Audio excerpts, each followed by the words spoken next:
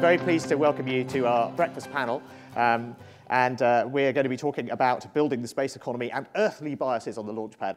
David, I'd like to start with you, because we're talking in this panel about essentially the earthly biases, or looking at it the other way around, the way that doing things in space makes us look at things differently from the way we do it on Earth. And I think we're going to be talking about the impact that has on people, but we're also going to be talking about the impact that has on machines, and then on the interaction between people and machines. But let's just start with the big picture with people. Is this just about microgravity, or what are the things that we need to think differently about? So morning, everyone. How are you doing? I'm glad to be here. It's early. Glad to see you all. So everything changes in microgravity because we're in weightlessness. So we're having this great breakfast discussion, but you have to hold on to your tables because you'd be flying up to the rafters. Now, the good thing is we could put people all over this whole volume. But I'd say we're no longer bipeds. So you don't walk, you don't run, now you float. And you have to train your brain and get your motor programs. You have to learn how to do that. Everything's different. So if I want to push off, I push off with a toe, literally, or I push off with a finger, because we're floating around in space station and microgravity. And so it really is completely different ways of motion, biomechanics, and also training your brain. You're so used to walking and running here on Earth, you have to figure out how do I move, and how do I move very precisely. So for the technical people in the crowd, it's very high precision, low velocity motions. If there's a fire, which we've had in space, unfortunately, if there's a fire, I'm going to push off with a finger and zoom out to that opening there. You guys are all going to put big forces and go bouncing up and down between the ceiling and rafters in here. So you really just have to kind of get adapted to this environment. And scientifically, it takes us probably about 30 days. 30 days of microgravity or space flight. And so we study rookie astronauts, veteran astronauts, to see how and when they get adapted. When they get adapted, they're like Olympic athletes. They're fantastic at what they do. But you have to forget everything you learned at 1G, because if I throw you an M&M, baseball, the Red Sox just won, yay. So shout out to us. So if I throw the baseball, it's going to go on a Keplerian trajectory, right? And we know that, the dynamics in your head. Yeah. But if I do that in space, I throw it way too fast, and it's going to go right up there. It's just going to go in a straight line. That's right. Yeah. So I can't remember which astronaut it was who, on returning to Earth, was doing an interview and tried to illustrate something by holding a pen and then letting go of it and expecting it to float there. And of course it didn't. It fell down, and so it was like, "Where's my pen?" I can't remember who that. But presumably you have to acclimatise the other way when you come back, and that can be much more difficult, can't it? Because there's a loss of muscle density and bone density and so forth. So how do you kind of handle the transition in both directions, and what can you do about that? Well, you go slow, and you give astronauts time to adapt, for sure. You might not be feeling too well when you get up to space, so you adapt. Don't load them too much with the work, and then you do a lot of exercise, because we don't want their bones and muscles to decondition too much. These are major issues that we have. And when you come back to Earth, yeah, first it's funny, you combing your hair and you just leave everything, and everything drops. And it's bad if it's a glass of water or something, because it might break. But you adapt, and you just go slow. Again, back to the motor control, you don't really run, and you have a hard time negotiating corners, because those are actually higher coordinated activities. So you just go slow, right. And then within days and weeks you can get to maybe jogging, and then more kind of complicated motions. Because sailors got used to going from when you have your sea legs, you get used to being on a ship, and then you walk on land and it feels very kind of hard and unyielding, and then you get back and you have these rapid transitions and you get used to that, but you just don't have that, do you? Because as an astronaut you're spending long periods in each environment, and so you never really kind of learn to switch quickly, presumably. I think the brain is something, our supercomputer up here. So I think you can actually dual adapt. Yeah. I think with experience you can adapt to, again, kind of 1G, being a biped, and then have a microgravity mindset, and I think we'll be able to do that for Moon and Mars as well, kind of dual adaptation. So, you've done these big longitudinal studies about the impact that microgravity environments have on people. So you've seen people who are repeat astronauts, you've seen them acclimatise much more quickly on subsequent missions. Is that what happens? When we were doing shuttle experiments and 2-week missions, we'd see veteran flyers. We'd definitely see a difference between the rookies, just kind of getting their sea legs, if you will, getting their microgravity legs, and then the veterans. Right. And so now we're on 6-month missions, a year missions, and so people get adapted, and once they get it, again, they're really very tuned to the microgravity environment. Right. Now before we move on to the machines, the other it's not just about microgravity though, is it? There are other differences. There's the radiation exposure. I mean, what else? You're living in a different, a lower pressure environment. What are the other factors that have to be taken into account?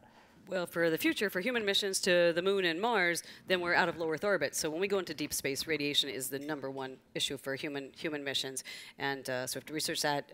Now we worry about solar particles. Now we have to worry about galactic cosmic rays. So the whole radiation environment.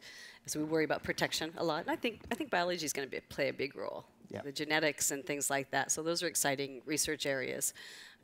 For the human, for astronauts, so we've got to keep them alive. So we need, of course, advanced propulsion. My specialty is suits, so we need life support systems and suits and things like that when we get to Moon and Mars to go explore.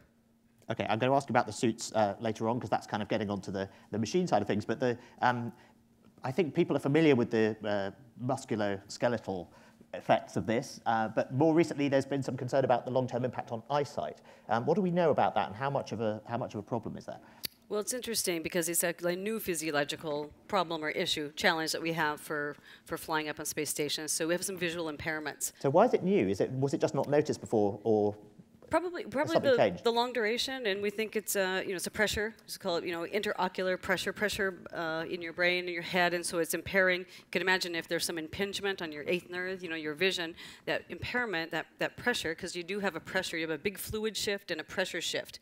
Kind of call it chicken legs, so everything kind of moves up here. So if you have this pressure, and if that's impinging on nerves of the eye, then that could absolutely affect vision. So everyone's kind of designed a little slightly different. So some astronauts we see it, some we don't. But we think it's because the pressure effects, the fluid shifts, kind of an impingement that's causing perhaps some impingement on the nerves, and that's affecting the vision. But what's worrying is it doesn't seem to be reversible when they get back, right? Well, we don't know. I mean, in terms of we need to do the longitudinal studies, so it's only and is very small, and you come back, and they're getting the best treatment they can from the flight docks. Okay. They're back in the gravity field. Something to keep an eye on, as it were. Okay, so Eng Lim, I'd like to come to you and talk about the machine side of this. So you've had, I think, at our last event. So how many people here were at our last event a year ago in Seattle? A reasonable number. So you spoke. I can't remember if you did actually, but I know that someone from Hewlett Packard was very excitedly telling us about the launch then of this machine, the supercomputer that had gone up. So tell us about the challenges of building computers for a non-earthly environment and what you've learned, because it's now been up for a year, right? That's right. Yeah. So what have you concluded from this? I think the two biggest items, first Diva mentioned, is the solar and cosmic radiation. That's the first thing we worry most about. Secondly is communication for a machine. The ability to be connected back to Earth is something we realize we should not take for granted, right? Unlike on Earth, you log into your Wi-Fi, you got a good connection. The connection we have has been intermittent. Right. As such, we are realizing that the system needs to be much more autonomous going forward. So these are the two big items, radiation, cosmic and solar. Right. So was this a specially hardened device, or was the idea to use something that's closer to an off-the-shelf computer? Yeah, it is not hardened by hardware. Right. So the original goal of this mission, supported by NASA in cases, was can we launch the supercomputer as is, and don't harden it with in a hardware way, because I realized for years working with NASA for 3 decades, most of 3 decades, many of the hardened computers are typically a decade or more old. So I was thinking, can we launch one that's totally unhardened and only use smart software to take care of itself? So do the hardening in software, as it were, do its error correction. Hardened by software. It's a bit of a So what does that mean? It means you have to have error correction. You have to. How else can you do this in hardware? Because when a cosmic ray hits your memory, that's bad. You can't get it back, right? This is not meant to replace the hardened systems up there. That is meant for mission critical operations. This is meant as a supercomputer that you would run applications on, because the communication back to Earth is either too long away or intermittent. Right. So this software firstly checks for errors, right? Tries to correct them. So that's the first part of it. Second part of it is if it senses that there is an event coming, because it can get pre-warning, it actually can tell the astronaut that I'm sorry, I have to slow down now, If I don't, I might break. So how can it tell when something's going to happen? It can get warning signals, number one, from events that are expected, radiation events, one. Two, it can also sense, in terms of the corrections it's making, as I mentioned before, some errors are correctable, right? But if you leave those correctable errors on their own and they keep correcting, at some point they fail hard on you. So we have ability to sense that if it is correcting too many times, we have thresholds that we need to tweak, right? Then it tells the astronomer, I think I'm going to fail soon. Right. I'm sorry. I have to either slow down or I have to shut myself off, or else I can't be with you for the next 3 years as you need to go to Mars and return, for example. So yes, we put in smart software. So 1 year in, how has that performed? Has it worked, hardening using software? So I was, in fact, we are a team of 7 that did this at SGI and now HPE. We were told we were crazy when we started this. No way this supercomputer running this intense application would work. It will fail in a week or 2. It has run for 1 year, and it has not broken. Anyway, there's some wood. Yes, it's not. I think it's real wood. Yeah, it has not broken. One power supply failed out of the 2 that we have a redundant power supply. So one power supply failed, and the system kept going. There were 4 reboots, and one of them were to replace that power supply, and the other 3 were incidences on the space station. So this thing has kept running. Right. In fact, what sorts of things has it been doing while it's been running? It's been running 3 sets of benchmarks that stresses the computer to its extreme. Right. Yeah. One set to stress the CPU to its extreme. Second set, the memory. And the third set, the storage. Right. Now, we did have failures on the SSDs. Out of the 20 SSDs, 9 of them failed. Yeah. Right. So this is something we learned. So when all these come back, the system comes back, we're going to study it well and understand a bit more. But on the CPU side and the memory side, with all the smarts we put in, it kept going. Yeah. Oh, there were times it shut itself down. Right? There were 10 incidences over the year.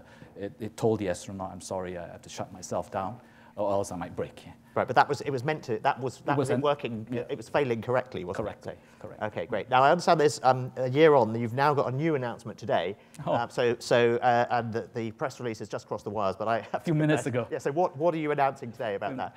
Oh, yeah, it just crossed the wire. So it's worked for a year. NASA is pleased. And it was supposed to come back on SpaceX 16, right? We decided to wait a little and come back on SpaceX 17. That gives us, between now, or a month now, till probably February or March, for the computers to be used for NASA's applications. So, so they're actually, instead of just running these benchmarks, they're actually going to do stuff. So what are they going to do? Yeah, we call it above the cloud service. Right? Offer it. That's a great partner.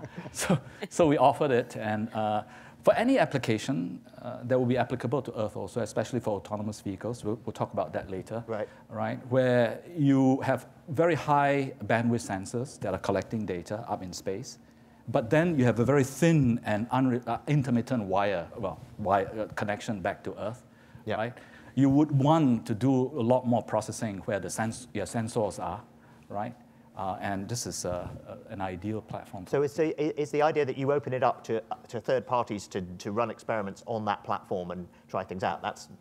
Okay, so it's not you running your own things, it's opening it up more broadly. Well, that's probably a good segue for me to come to you, David. So this is part of a general trend, isn't it, of trying to encourage people not just in the space industry, but in all sorts of industries to figure out how they can make use of these sorts of capabilities. So how can companies that have historically not participated in space take part, and how do you go about finding them? Well, good morning. Good morning. Thank you for having me here.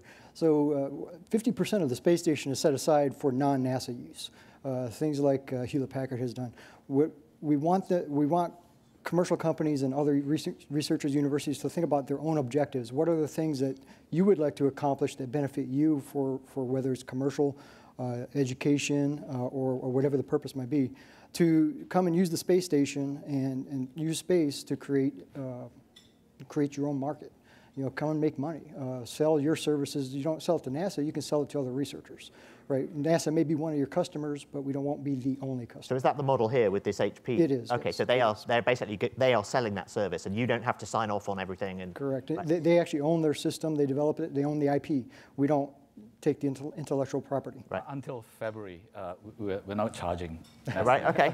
There you are, folks. So, And that's their decision, right? A free ride. We decided. Yeah, they decided. so free above the cloud. That's right. Yeah. Okay. Now, at the moment, I mean, obviously, recently we had this launch problem with the Soyuz. So, did that affect how you were talking to potential customers about the sorts of things they might be able to do? Because if I want to do something, and I don't know whether I'm actually going to be able to get things up and down, how has that affected things in practice in the last few months? So that's a good example of one of the things we've learned on space stations. Dissimilar redundancy is really important. Man-made things fail, so you have to be prepared for that. As far as my particular job, which is helping researchers get the space station, helping them work with the vehicle, we are continuing on. We are continuing planning. We are going to be using the space station for a long time. It does look like we will probably have a few less crew on the vehicle this next 6 months or so. So the report from the Russians is due out today, I believe, and there was a leak yesterday that said they think they found it and they're confident they can fly again in December. And are you happy that they've got to the bottom of it and that's all going to be fine? So I'm not working on the analysis, right. sorry. So I can't say how NASA's position. Okay, but in practice, have people said to you, stop what you're doing until we know, or no? So our message has been, Russia announced some time ago that they were going to launch in December. So we are going to continue. So our message has been continue planning what you were planning to do from a researcher's point of view. Space station will be there. We're going to be open for business. We will bring more crew up as soon as we can bring more crew up. Just in the short term, there's going to be fewer crew on the vehicle to do your research. So things that in the past might have been done in a month may take 2 or 3. Right. Just because it has to sit and wait for crewmen to be available because there's half the crew available now. Even more the reason to have autonomous systems here. Yeah. Right. And run on their own. And what fraction of the experiments that are running are autonomous, and how many of them need the astronauts to crank the handle in some form? Oh, a great many of them are autonomous, actually. Right. There's a lot of experiments that are, as we were talking earlier, that are human research related, right? So that the human is part of the experiment. So that consumes a lot of their time. Almost all of the external payloads, a lot of them that study the Earth, a lot of them that study the sun and other space phenomenon are all autonomous. They're either run from the ground or they run on their own. A lot of experiments are set up such that the crew put it together and turn it on, and then the scientists on Earth run it through the data system. So a great many of the research is done autonomously. Okay, so there was possibly a bit of uncertainty in the short term, but we think that's resolved. In the longer term, though, what's the longer term outlook for the future of the ISS?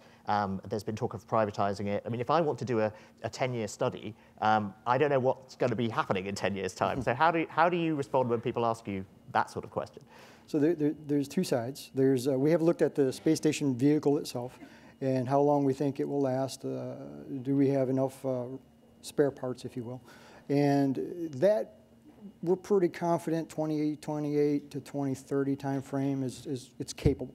So the vehicle is capable of surviving for a long time. There's a traditional engineering curve where you have a lot of early failures and then you're at a long period of time where there's not many failures and then you have more failures toward the end of life of the system. We're in that long no failure part right now, and that hasn't really changed recently. So we think that the vehicle will be okay for some time to come. Then there's the partnership, the international partnership, and the government funding part of it, which is total up to the current policies. Our current administration has said that look at trying to transition the space station, the U.S. part of the space station, to commercial management within in year 2024, 25. And how is that going? Are you optimistic you're going to find enough people who are willing to take that on? There's a team that put together more or less a call for proposal. Yeah, that is, I'm not sure when it's due out, but it'll probably be pretty soon. And once we start getting feedback from potential people who want to propose to that call, that's when we'll be able to answer that question. Right, okay. Now, going back to the question of hardening, I wanted to ask to what extent can you use, I mean, the people on the space station are using all sorts of digital cameras, and are these just off-the-shelf things, or are they hardened? What's the spectrum of kind of how much you can use just completely ordinary terrestrial equipment? Sure. So for the discussion today are your earthly biases. Yeah. There's two of them. One I mentioned earlier, which was opening up, realizing you can use space for your own objectives. It doesn't have to be for NASA's objectives. The other is what is it you're trying to accomplish? And what you accomplish, there's a wide spectrum of things. There's some things that are so unique and specific that they are special design and you spend a lot of time and effort to build it, all the way to commercial parts. So there's a lot of stuff, a lot of medical stuff we have up there that are commercially bought. You could buy the same system here on Earth. You've probably heard in the news over the last year, we have sequenced DNA and RNA on space station.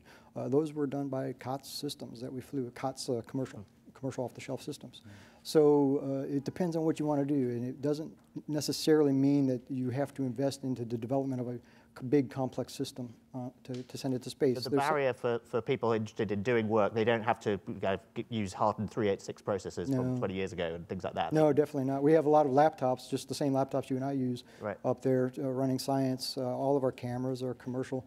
There's one of the experiments I'm really interested in, I like, is called NICER, is studying neutron stars. And at the same time, they've written an algorithm, the software is obviously special written, where they, by looking at the neutron stars, they use it as GPS. So they're able to figure out the location of space station by looking at where the neutron stars are. Those sensors are commercial. The X-ray sensors that it uses to look at the neutron star are commercial. So they have redundancy in them, so that instead of hardening them, so it's kind of like what HP is doing with software redundancy rather than just using hardened hardware. Right. Yeah. So it's multiple sensors, but it's a commercially available. So that one's a mix of they developed the system, but they use some commercial parts. Now, Dave, I've asked you about the the people impact, but you've also run machines, experiments, obviously there are people and machines interacting. What's your experience been of this whole question of, when things go wrong on the machine side of things? Well, so story, but way back from when we, investigators with NASA got to work with the Russians on their space station, which was called Mir. It's Russian for peace. So way back in the 90s, that's when I learned long duration space flying. And we made a box, a computer. We're testing astronaut performance and motions and how, how hard the forces are they exert. Anyhow, we made a computer box. We really made it idiot-proof. You shouldn't do that for astronauts. They're very smart people. We put all these hex heads in, 100 hex heads. It went for 6 months and then a year. We're on our second year, and it got a dust ball. We didn't know that at the time, but computer's down. Computer's down, doesn't work anymore. What do? Well, we had designed it now, these nice computers, right? They're plastic and they have one hinge and you open it up and you can see the insides. Sure wish we would have done that back then because we didn't, so we couldn't take the crew time to take out 100 different hex heads. Plus you're in microgravity. Can you imagine 100 hex heads? They're all floating around. And floating around, exactly. And not just one screw, but 100 of them. So we learned our lessons, we got it back, we troubleshot it, and we could just clear it up. But, the life support system, Mir was old at the time, so lessons learned are really good human factors design. I keep that box to show my students that this was not good design. We should have made it so the astronaut could interact with it. We kind of learned that lesson on Hubble Space Telescope too. You have to really design your machines for humans and vice versa. We try to put all the autonomy in, but we really have to always be cognizant of designing for maybe humans are actually very good in fixing things and troubleshooting. So you want to make their job easier. But fixing them in microgravity is a very different thing. So you have to bear that in mind too. It's definitely challenging. Definitely challenging. Wanted to make a quick point from the discussion before about space station and with the current Russian accident. But we have cargo going up. So we keep supplying space stations. So the U.S. companies, SpaceX and Orbital ATK, now Grumman, and the Japanese as well. So, we really are still lots of opportunities to keep everything going and really everything on track. Yeah. In terms of autonomous software, the one on the space station called Spaceborne Computer actually have 3 levels, right? It runs at full speed, it runs at half speed if it can, and then it goes to idle, but the OS operating system is still running. And if it still can't handle that, it shuts down.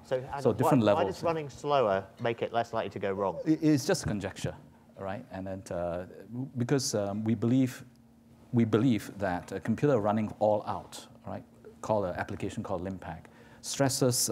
It's a benchmark. Yeah, benchmark stresses CPU to almost its limits, right? So if there are errors occurring during then, the question is if you ratchet it down to half that speed, would the system now be able to cope with correcting those errors, right, as opposed to failing hard? Right? So that's the idea. And do we know the answer to that question? We're still analyzing data. Okay, so that remains to be.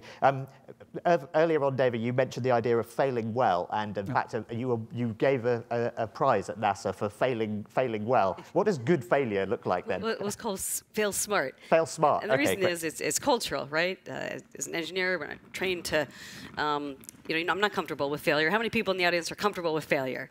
Okay, truthfully, come on. See, it's not so many. So, and I think it's our education system. So at NASA, plus we wore these shirts, you know, failure is not an option. That was incredible for Apollo 13 and, you know, miracle of all miracles. That was a great mission, but I don't think it's served NASA well for over the 40 years. So we said fail smart. And we are rocket engineers and scientists, and so, you know, try again. I never get anything right on the first time. So we wanted to open it up and make sure people were comfortable.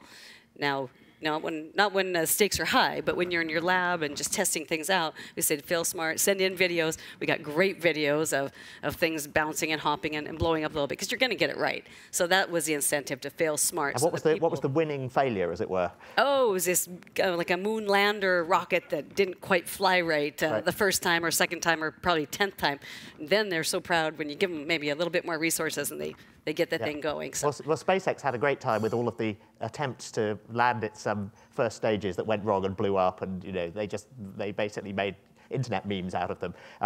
But that brings us back to, I mean, you could say the Soyuz, the recent Soyuz incident, that was an example of it failing well, wasn't it? Because, you know, it did what it was meant to do, and the escape system worked, and nobody was harmed. Next year, I believe, we may be looking at the alternatives to the Soyuz coming on stream. How soon is that likely to happen? Is that, are we going to see people flying on those new delivery systems for people? Is that happening next year? The commercial system, yes. The plan is in the next year. Both Boeing and SpaceX have been working for a number of years now to build new rockets, new manned rockets to deliver, to send crews to the space station. These are commercial systems. They're owned by Boeing and SpaceX, and after NASA's use, they can use it for their own purposes. But sometime in the next year, they should be flying to space station. They're going to do a demo mission first, unmanned, and then fly people to space station. So did you put like mannequins in? And because I know Jeff Bezos's rockets, they have like, it's called Mannequin Skywalker, isn't it? And it's this kind of instrumented dummy that they fire up into you know, suborbital, and then it comes down again. Is that the kind of thing that you do to convince yourself? Because I mean, a new delivery vehicle like this hasn't flown for a while, has it? So how do you persuade yourself that it's going to be safe? Correct. Instrumentation. Right. Just like there's lots of instrumentation, and then the crew will look at the engineers will look at the data and see, does it match what they had predicted? If it didn't, why not? And is that a problem? And adjust from there. Right. Now, I wanted to ask about the sort of transfers in the other direction. What can we learn back on Earth about from the things that we have to do differently in space? Because David, for example, you've worked on spacesuits and you know, and mobility systems like that. Is that something that has applications back down here on Earth or even in the sea? Absolutely. We always think of dual use. I mean, at the end of the day, I mean, my passion is spaceflight and human spaceflight, but I think it's more important to say, how does any of our technology and science help millions of people here on Earth? So from space station, just high level, I'm actually probably most proud of the water filtration system that was designed for life support system, because that's helping millions of people here on Earth. Just clean water. Clean water is a huge issue. So that's so that was a system designed for use in space, and that then was the membranes, and how do you filter and get clean water? Heart stents. There's a lot of biomedical spin-offs. How do we miniaturize ultrasound, so you don't have to go into big machines, just portable for rural health care, things like that. When it comes to my world of suits, we look at kind of, you know, athletic performance, if you will, making people, you know, jump higher or faster. That's fun. But for pathology or medical, it's cerebral palsy or multiple sclerosis, or I can't cure cerebral palsy, that's for sure, but maybe I can just help, especially we have a young population of folks we work with, and just can you help them move better and whatnot, because I work on compression suit technologies and trying to increase motor control and range of motion, so that translates down into some of these pathologies, that just trying to help people move better just in daily life. I think there's also spin-offs for the aging population from our suit technology. Protecting people here on Earth is another application we look at. Yeah. So how is that working in terms of taking your work and commercializing it in those areas? Is that Are there people taking that forward? So there's people talking about licensing the their patent, some of the suits and the technology is patented, so licensing the technology and putting it into systems. And lots of the students I work with, the ones that are the aerospace biomedical engineers, their thesis work is always a space application and a medical application. So they'll be in the clinic testing it medically, and then, the next month they're thinking about space. So you make them do that. Their entire, all their thesis work is really both a Earth application and a space application. Brilliant. David, what are your favorite examples of how we can apply the things that we learn and the ways that we think differently in space back on Earth? Mm-hmm. So one of the things I love about my job is I get to work with a lot of different areas and a lot of different people around the world. We have common problems. We've used space station with sensors looking at the Earth to study where water quality is degrading or has problems and needs attention. We've done experiments, as I mentioned, with DNA, where we're looking at DNA and how does it change in space, how does it change in space with drug therapy. And that combined, when you remove the gravity variable, that's one more variable that you can adjust to see how things work. They've used microgravity to use fluid systems to wrap around pills and other medicines in space that are making new medicines that will be possible. That's off in clinical trials already. There's just so many things that we are doing up there that directly apply to what we're doing on the Earth. It's really amazing. And then the education aspect of it. I speak to students quite frequently, and it's amazing how much they get interested in engineering and science when I've had teachers tell me some of the students have never asked a question in a class in their life, but they were talking the whole hour with me. So there's so many ways that it comes back that helps that it's exciting every day. There's something new I learn every day myself. Yeah. Right. And I mentioned something about the education because we sure. haven't talked about that. I can't help myself, right? So we have an MIT experiment. It's Professor Dave Miller's experiment. It's called Spheres, Formation Flying Satellites. But the education impact is called Zero Robotics. So any school in the US, and now last year it opened up to the world, can write code, can write software, and they send up their controllers and they get to fly the satellites. So any kid on the Earth, so it's just incredible to make sure that students say, yeah, this is for me, I can do this. So it's really, that's just a great example, again, opening up space station to the world and really hands-on, software development, and then nice competition, everyone gets to show their software, and then the few lucky teams get to actually send their software up to space and use it. So we really trying to do citizen science. We're trying to make sure that all these investments are really for everyone, and kids are excited. And Englyn, what's your experience of how can you apply this back to products on Earth and to solve problems on Earth? Yeah, and I think the key thing is autonomy, as I've mentioned before, particularly autonomous cars. Right? We are very much involved with the automakers on this. The automakers are starting their autonomous efforts, artificial intelligence autonomous efforts now, but NASA has been doing autonomous vehicles for decades, right? So there's a lot to learn from there. For the spaceborne computer, it forced us to realize that the communication back to Earth is intermittent and thin. So that's the thing we keep in mind. And it's something that we are now creating a behavior, right, in order to adapt to that. You will see that also in autonomous cars, right? So what sort? Oh, because they're going to have intermittent connectivity. Or at least thin relative to the sensors they're collecting. A car today by these automakers that is autonomous is collecting about 4 terabytes of data a day. You know what they do?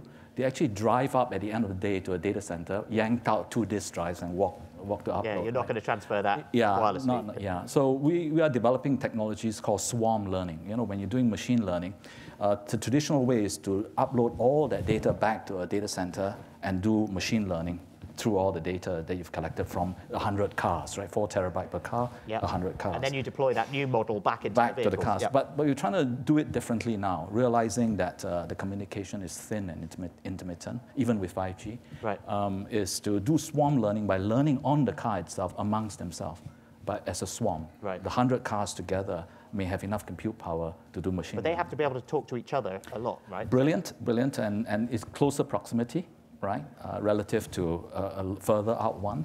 And hopefully you can, if they are in close proximity, the 5G technology is applicable. So there's sort of mesh networking between cars is the idea. And how do you then deal with the fact that there is no central control now, right?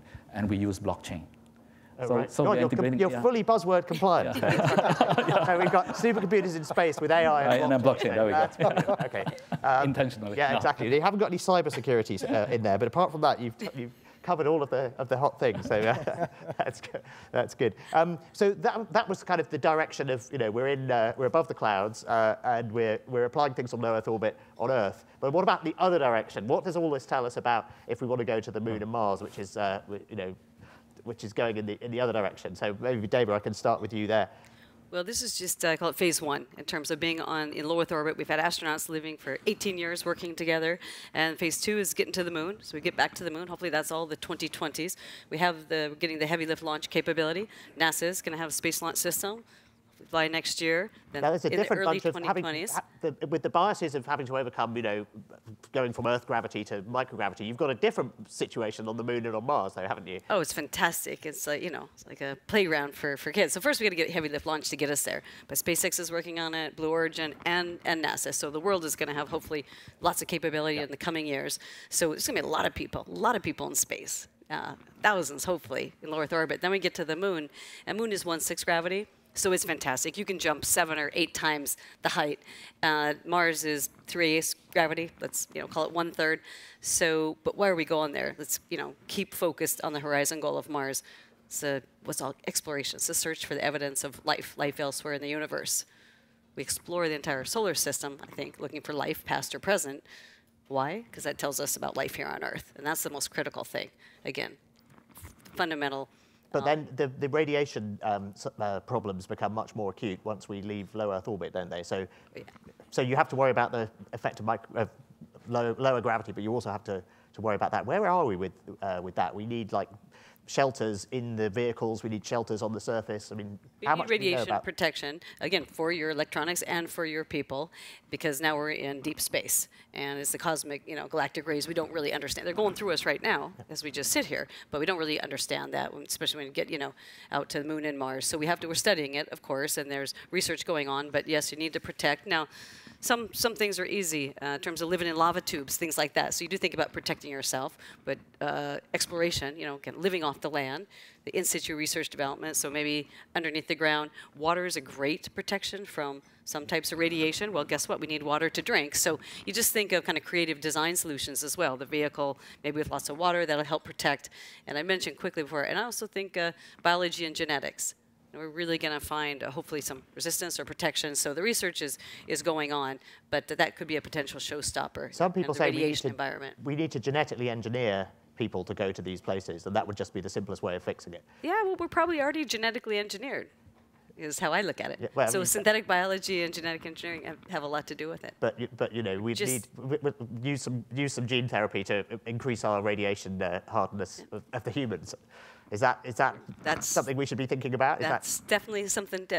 Instead of the gene therapy stuff, what if people already, there's mutations in people all the time? Some people get cancer, some people don't. What's that all about? So again, I think the Earth applications here are huge. It really is in the genetics, the synthetic biology, and learning, and it gets right down to personalized medicine, right? So it gets down to personalized medicine, how we can keep everybody healthy and well. We want to keep our astronauts healthy and well, but it has a lot to do with just understanding people and genetics here for Earth as well. Right, looking outwards, David, the Lunar Gateway is kind of next, isn't it? Are you going to have a similar sort of commercialization strategy for that, or is that going to be, limited to the ISS? So the Gateway is still in some development. So decisions like that, I think, are still out. There will certainly be a commercial aspect to it. The research capability of the Gateway is going to be much smaller. The plan is it's much smaller than Space Station. So it won't have the capacity to hold as much science as we can on Space Station. So the science that's there has to be in that region for a reason, right? There's some benefit that's there. Between Earth and it's got this rather weird orbit, hasn't it? But it's basically between the Earth and the Moon, so it's... Yeah, it's out, cislunar. It's out orbiting the Moon.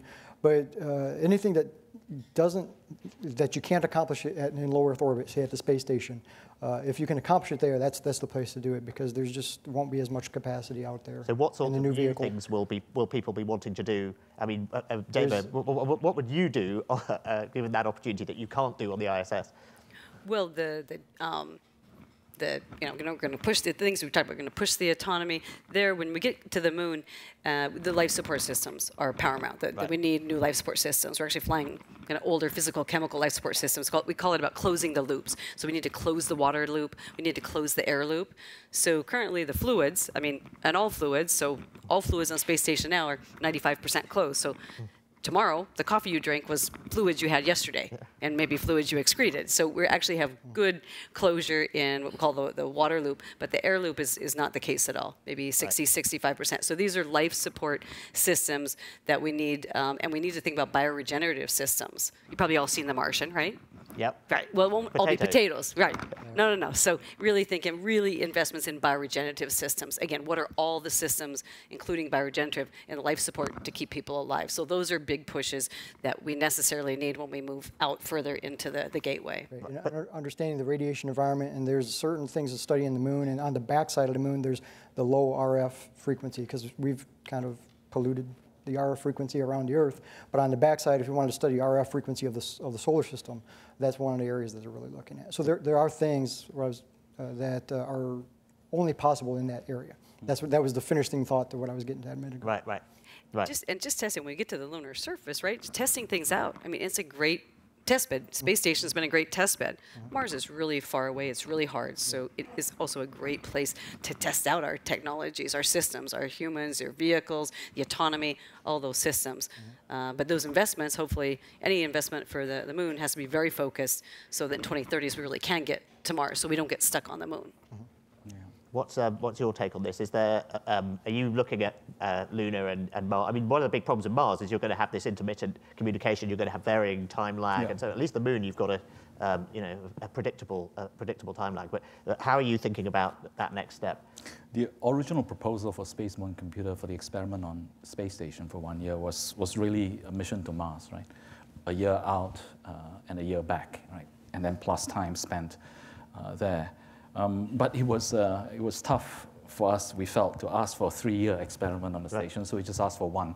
So the system currently can be assured quite a bit that it will reach Mars, right? Yeah.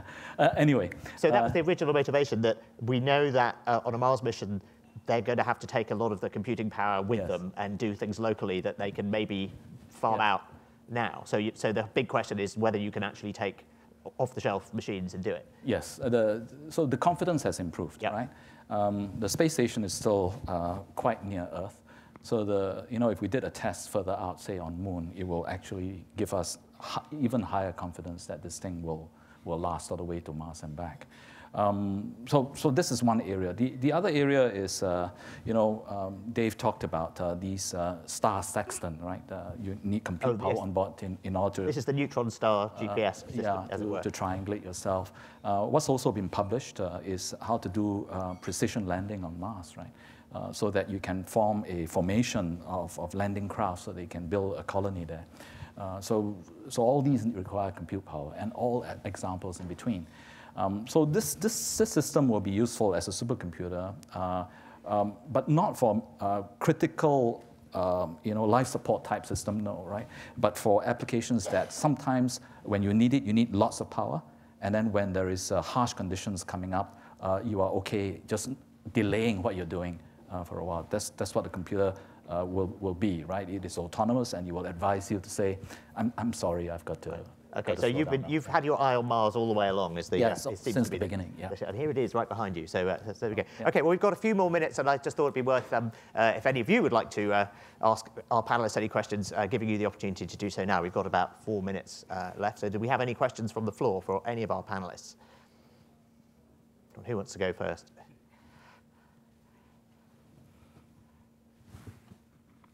Really? No questions at all?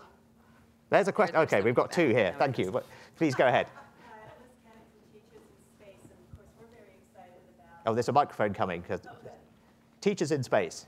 Yeah. We're excited about the advent of commercial space transport and curious about the approval and safety requirements for the suborbital companies to actually carry passengers. One of the things I've heard is that it's not even clear yet whether it will be the FAA who regulate that.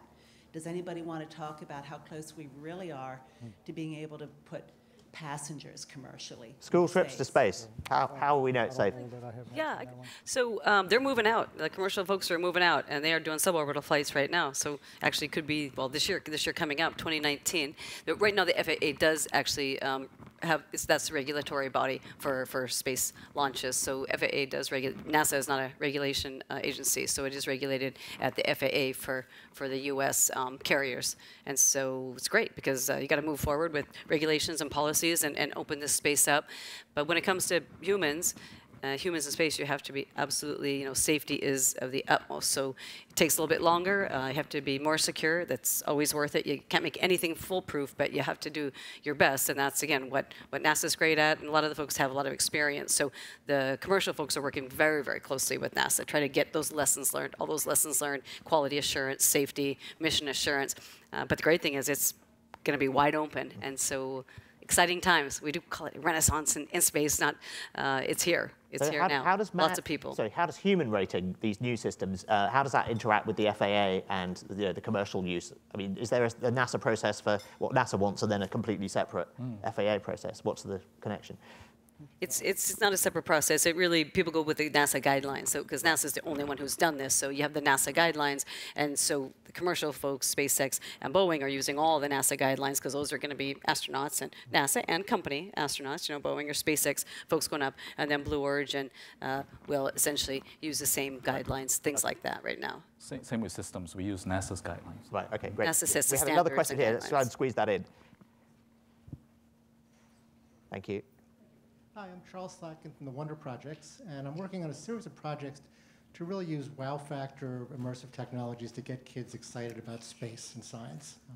I'm really kind of depressed some days seeing all the amazing things that are happening in the world, and I'm just seeing that my kids and young kids that I interact with don't seem to connect with all the wonder around us. So I'm curious of this panel, and maybe moving forward with other panels, if you folks had an aha moment, if you had that one thing that kind of inspired you to pursue a career in science, technology, and space? That's a very nice question. Thank you. And I think it'd be great to hear from people throughout the day on that. So did you have an aha moment that said, this is what I want to do? Apollo 11, right? Landing on the moon. What gets better than that? It just taught me from a girl growing up in Montana that anything was possible.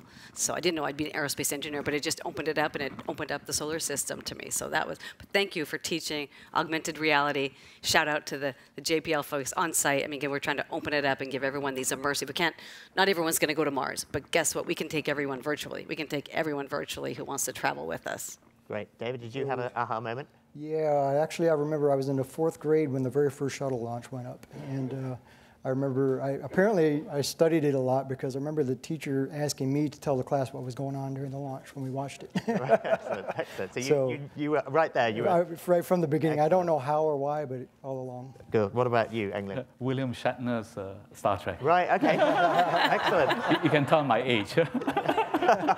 Excellent, excellent. Well, brilliant. I think that's a great note from which to end. So thank you very much to our panelists. Thank you all very much. Thank you. Thank you.